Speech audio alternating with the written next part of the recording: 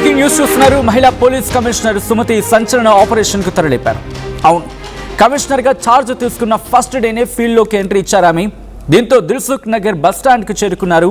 అది కూడా అర్ధరాత్రి 1 గంటకు. అర్ధరాత్రి 1 గంటకు ఒంటరిగా వెళ్లారు సుమతి. సాధారణంగా ఆ టైంలో ఎలా ఉంటుంది? కాస్త నిశ్శబ్ద వాతావరణం, అంతేనా? సామాన్య మహిళ రోడ్డు మీదకి అడుగు పెడితే ఎటువంటి పరిస్థితి ఉంటుందో అర్థం చేసుకోవచ్చు. విజువల్స్ మీరు చూస్తున్నారు ఆర్టీవీ స్క్రీన్ మీద. ఒక కామన్ విమెన్గా, ఒక సాధారణ యువతిగా, సాధారణ మహిళగా అక్కడికి వెళ్ళారు ఆమె. మీరు చూడొచ్చు విజువల్స్. సామాన్య మహిళగా పంజాబ్ డ్రెస్ వేసుకుని బస్ స్టాండ్లో ఉన్నారు, నిఘా పెట్టారు. అర్ధరాత్రి 12 నుంచి 3 గంటల 30 నిమిషాల వరకు ఈ ఆపరేషన్ కొనసాగింది. సిపి సుమతిని చుట్టుముట్టారు పోకిరీలు. ఇక వాళ్ళు మాట్లాడే భాష అంటే ఏంటో నేను చెప్తే బాగోదు, కానీ ఒకసారి మీరే ఊహించుకోండి ఎంత దరిద్రమైన మాటలు మాట్లాడుంటారు. అది ఒక డీసీపీ స్థాయి మహిళకి ఎదురైన ఇబ్బంది. మీరు చూడొచ్చు ఆ ఆపరేషన్ని. అక్కడే ఉన్నారు ఆమె. పూర్తిగా పోలీసులు చుట్టుముట్టారన్నమాట. డీసీపీ సుమతి అక్కడ ఆ విజువల్ మీరు కనిపిస్తున్నారు. బైక్ ఆపి మరి ఎంత దరిద్రంగా ప్రవర్తిస్తున్నారో మీరు చూడొచ్చు. గుర్తుపెట్టుకుని, ఈసారి మీకు అమ్మాయిలు రోడ్డు మీద కనిపించారంటే బహుశా వాళ్ళు అమ్మాయిలు కాకపోవచ్చు, కేవలం అమ్మాయిలు మాత్రమే కాకపోవచ్చు. వాళ్ళు సివిల్ డ్రెస్లో ఉన్న పోలీసు ఉన్నతాధికారులు కావచ్చు, బహుశా మీకు తెలియకపోవచ్చు. అయితే వాళ్ళకి ఏం జరిగింది?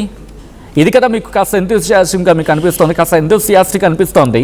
ఏకంగా 40 మంది పోకిరీలు, ఒకరు కాదు ఇద్దరు కాదు, 40 మంది పోకిరీలను అదుపులోకి తీసుకున్నారు పోలీసులు. పట్టుబడ్డ వారంతా కూడా విద్యార్థులు, ఉద్యోగులు కావడం షాకింగ్ అంశం. డీసీపీకి ఇలాంటి పరిస్థితులు ఎదురైతే సామాన్య మహిళల పరిస్థితి ఏంటి అనే ప్రశ్న ఎదురవుతుంది కదా. ఇప్పుడు దీని గురించి మాట్లాడుకుంటున్న సందర్భం. రోడ్డు మీద ఒక మహిళకు అన్యాయం జరిగితే కొన్ని వేల గొంతుకులు రోడ్డు మీదకి వస్తాయి. బట్ ఆ అన్యాయం, అఘాయిత్యం జరగకుండా అడ్డుపడలేమా? దీంట్లో ఇప్పుడు ఈ 40 మందిలో ఎంతమంది ఒక అమ్మాయికి దారుణం జరిగితే వాయిస్ రైజ్ చేస్తుంటారు? వీళ్ళే కాదు, ఈరోజు ఈ కథను చూస్తున్న వాళ్ళు కావచ్చు, సొసైటీలో ఉన్న చాలామంది, మన ఇంట్లో ఉన్న ఆడవాళ్ళకి ఇబ్బంది జరగకూడదు, కానీ రోడ్డు మీదకి వెళ్తే ఎన్ని పదాలు, పనికిమాలిన పదాలు మనం పడేస్తాం. మళ్ళీ అమ్మాయికి అన్యాయం జరిగిందా వెంటనే గొంతెత్తుతారు. ఈ దేశంలో మహిళలకు భద్రత లేదు. కానీ a straight question to the people who are questioning that. మీరెంత స్పేస్ ఇస్తున్నారయ్యా, ఆడదానికి మీరిస్తున్న విలువేంటి అని చెప్పి వాళ్ళు అడుగుతూ ఉన్నారు. And I think society should appreciate Sumathi garu for this cause. ఎందుకంటే ఒక ఇనిషియేషన్, ఏదో ఒక అఘాయిత్యం జరిగిన రోజు ఇంకా రక్షణ లేదా, ఇంకా ఏమైపోతుంది సమాజం, ఎడిపోతుంది సమాజం, ఎక్కడికి పోతున్నారు ఈ సమాజం, ఇక్కడ మహిళలకు రక్షణ లేదా అని చెప్పి ఒక 4 రోజులు ఊతగొడతాం. కానీ చూడండి, ఏకంగా 40 మంది రాక్షసులు. Should we call them a human? Should we? Demons, రాక్షసులు వీళ్ళు, రాక్షస జాతి వీళ్ళది. రోడ్డు మీద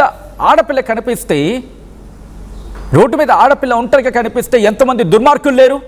మన చుట్టూతా మనుషుల రూపంలోనే ఉంటారు, మగాళ్ళ రూపంలో ఉన్న మృగాలు ఎంతమంది లేరు? అఘాయిత్యం జరిగిన రోజు గొంతెత్తుతారు మళ్ళీ వీళ్ళే. అమ్మాయికి అన్యాయం జరిగిపోయింది, కాపాడడానికి ఎవరు లేరా? ప్రభుత్వాలు ఏం చేస్తున్నారని చెప్పి, ప్రభుత్వాల వరకు ఎందుకు నువ్వేం చేస్తున్నావు? ఈ నోరు కాదా ఏకవచనంతో అమ్మాయిని పిలిచింది? ఈ నోరు కాదా అసభ్యంగా అమ్మాయిల పట్ల వ్యవహరించింది? ఈ నోరు కాదా?